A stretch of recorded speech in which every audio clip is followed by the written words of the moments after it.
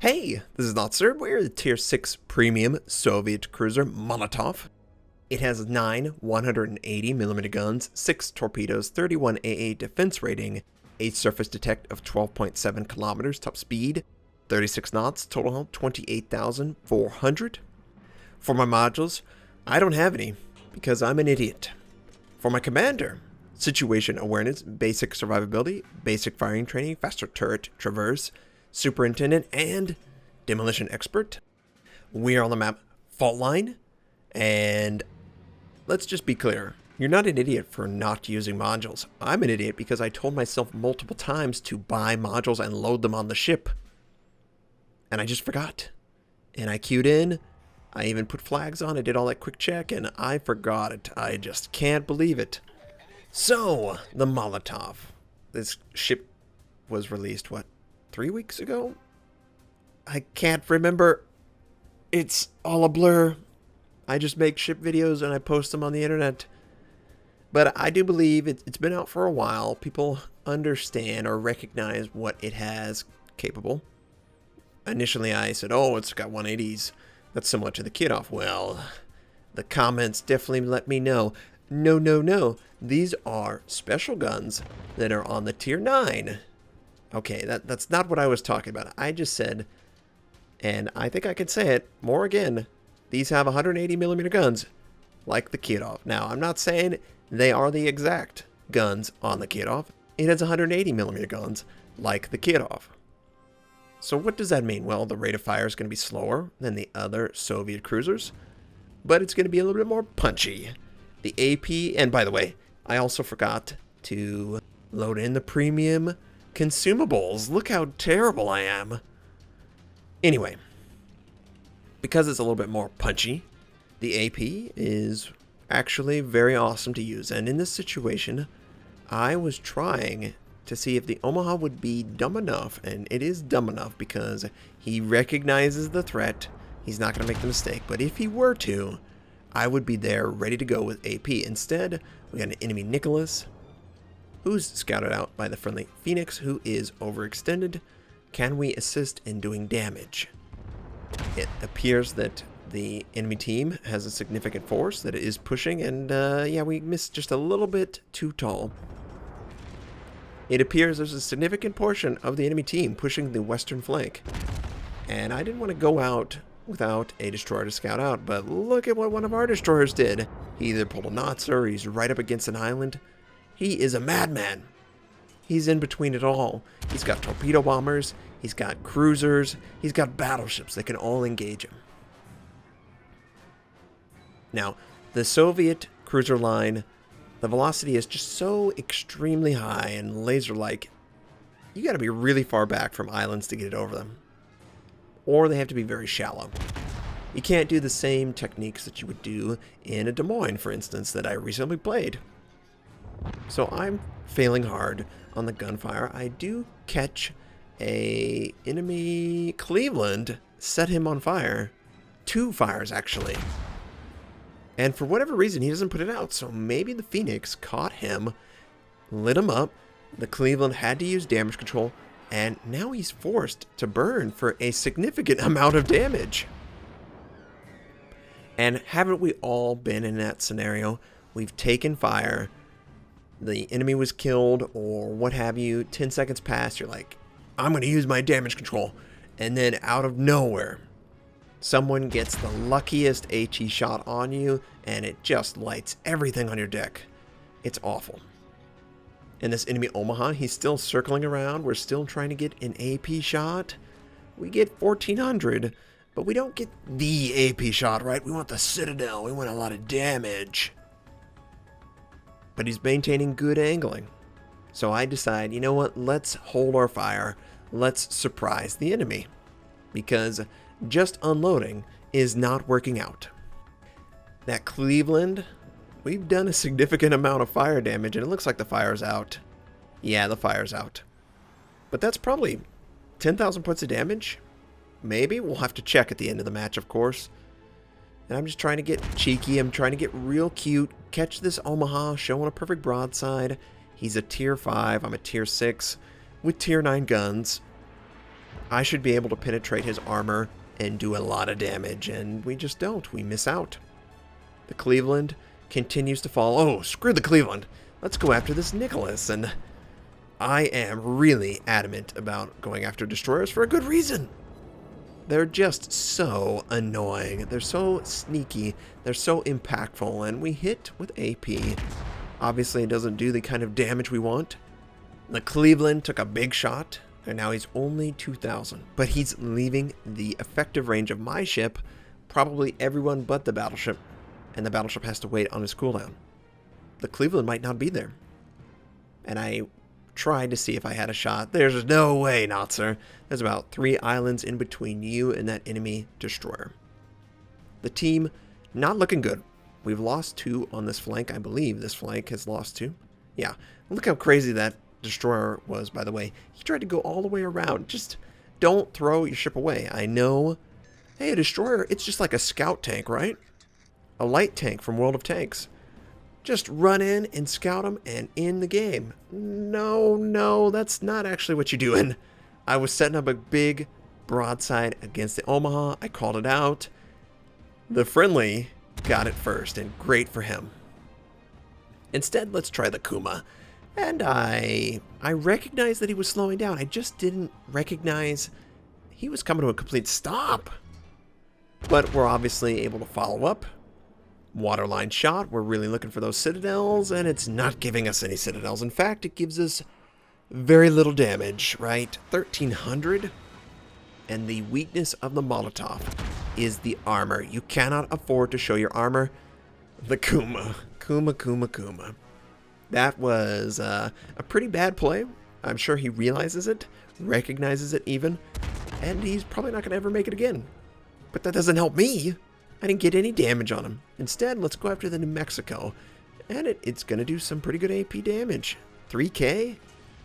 I'll take that. Yes, please. How else can I describe my pleasure from this damage? And we did 5 more shots. Don't have any idea how much damage they did. But that's not what's important. We're trying to get in range of the Cleveland and harass him and kill him. That was my whole goal once I noticed that the Omaha was dead. We were going to do damage against the Kuma, and are you serious? 2109. We're 41 off of the kill, and of course the Nicholas is right there.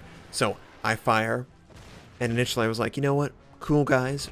They don't look at explosions, but then I remembered I actually have a camera and people want to see what's going on, and then I zoom in. I recognize it. You probably noticed that I've used a little bit less of the falling the shell in. It's great for the big opening shot or a shot that you're trying to peer around the island, but it's really bad for teaching angles and how the shot should look from the point of view of the binocular. We, of course, I was looking to try and catch the Nicholas, and it looks like the New Mexico is also looking and trying to catch a Molotov, and I would really like that not to happen. We get pretty good damage on the Nicholas. I could theoretically kill him with another shot. He's trying to angle away. He's trying to pop a smoke, but no. Too late for you, my friend. And he angles the worst possible situation. Perfectly turns right under my shells. And we can continue this transition. I don't want anything to do with that New Mexico. The enemy aircraft carrier bombed us. We lost, I believe, propulsion, steering, torpedo tubes, and probably something else that's important. But I used my non-premium consumable and get myself out of that a little bit. Now, I have AP loaded, of course. I expected the Cleveland to show his side, and that's exactly what he did. We took out his propulsion. We did 5,200. I only had the front guns that were around the island. And don't always look at the perspective and assume you can't have a good shot. The binocular view is center of the ship. So your turrets that might be forward are already past the island. It's never going to clip. Now, I recognize that the angle is not there to penetrate his armor. So what I'm going to try and do is move alongside him. His propulsion is knocked out, remember. He's very sluggish. And our angling is actually to the point where we can actually penetrate effectively. And I was so happy. I was like, yes, we're going to get the kill. Wait, he's going to burn down. We have to shoot. Shoot. Shoot the shot, shoot the shot. And yeah, I could have let him burn. But I did do like 15,000 points of damage against him. I wanted that kill. And I was so close to it, I continued firing. I could have held off. I was just a little greedy. I felt like I deserved to kill the Cleveland after putting my life on the line.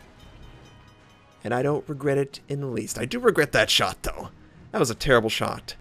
And this aircraft carrier, it's a Japanese aircraft carrier. And you know what Japanese aircraft carriers do? They move really fast in the water. And there's little tiny sand. Yes, that's what we're looking for. Citadel at the waterline. He's burning. I don't need to fire HE. I should go 100% for damage. Whenever he's and he puts it out, of course. But the amount of damage we are doing to the ship, and of course he takes a torpedo, so it's great. We lost a friendly destroyer. But the amount of damage I'm doing to this guy, I can easily kill him in 1, maybe 2 salvos. One more good salvo, and he's done. And we lock in, we fire just before he disappears. And if we follow in the rounds, they should land. Oh yeah, we got a Citadel, we finished him off. And whatever health he had, that's what we did. That's all I know. This game was really close for a really long time. And I have tried my best, that's the word we'll use, best, to stay in this game, keep the team alive. It is alive, and of course, what do aircraft carriers do whenever they're about to die? They send their aircraft to the lowest target and set it on automatic. So all I have to do is try and get a perpendicular shot, and that's exactly what happened. If you ever see an aircraft carrier going down, assume that he's going to send his bomber, his torpedo, directly to you. If it's a bomber, you want to be perpendicular to the flight path, so you want to have full broadside. If it's a torpedo, you want to be looking straight at that thing in order to avoid the automatic drop. That's the best way to avoid those aircraft carriers that think, oh, I'm dying, well, you're dying too. No, sorry, spoiler alert, you're dead. I'm going to live, and I'm going to kill more of your friends. In a video game sense, I would never actually kill their friends. I want to play with them. I enjoy everyone who always says, hey, Notser, it's good to be on your team this time. I really hate fighting you. I hate fighting you too. I want you on my team. Now, friendly New Mexico goes right next to torpedoes. The base has yet to move an inch or a millimeter for my Europeans and everyone else except Americans. So that means there's an enemy destroyer somewhere on the point. And I tell the aircraft carrier, hey, can you please go send your fighter group to scout out the enemy destroyer? Makes perfect sense, right? He was just hovering over a cruiser or something, I don't know. And we're waiting and we're waiting. Yes, there's the enemy destroyer. And I'm like, you know what? I'm going to kill him right now. But I let him too much. 48. Oh, please don't touch him. Please don't touch him. I guess that's karma. That's karma coming back. Well, at least the Mutski is dead. He can no longer harm me or my friends. All that's left is the enemy New York, and he is near max range. And I'm going to keep him at max range because I only have 2,000 hit points left. He breathes on me and I'm dead. We've got HE loaded. I'm looking for fires, and we're doing pretty good damage, about 3k, give or take.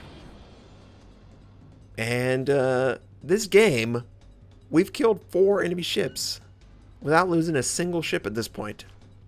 We demolished the remaining team, and it just feels so great. I have played with friends, and we are burning this guy. Wow, we got 3 fires on him. Can we get a 4th? That's how greedy I was. Let's get the bow. But I've played and have heard the complaints that ranked mode sucks. What is this matchmaking? And all I can tell you is you've got to play to what is strong in a 7v7. And to me, the unknown is the strongest element. That's why I play destroyers. That's why I go after destroyers. They dictate so much. And consider, if a player is using a destroyer in ranked, they think they're good. And we kill off the enemy New York. and that game went fantastic. But if a player plays a destroyer in rank, they think they're competent with the class, so you got to be prepared to fight them. We got 5 kills, Kraken Unleashed, high caliber, over 500,000 credits earned, 1,973 base XP.